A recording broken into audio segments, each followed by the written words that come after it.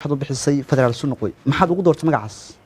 runtii federaal sunuqoy wuxuu ahaa gabay uu tiri mid kamid ah abwaaniinta Soomaaliyeed oo la yiraahdo Ibrahim Seif Dheer oo hadda magaalada Muqdisho ku nool gabay dheer uu tiriyay ahayd sanadkii 2014 waxaa jirtay in dawlad goboleedyada la sameeyay waxa lagu bilaabay koonfur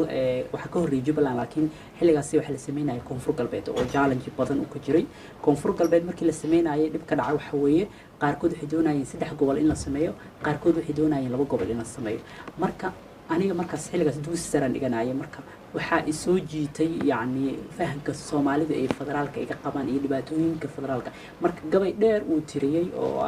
ay kamid ahayd niman baanisaha intii soo ku dhaasteen federaal sunuqay ee Allah haatan naga suulay sidii roon adaa uga rabo sahal amurteena yaani wuxuu leeyahay nidaamkan federaaliga ma aha fikrad Soomaaliyeed iyo waxtar Soomaaliyeed ee waa wax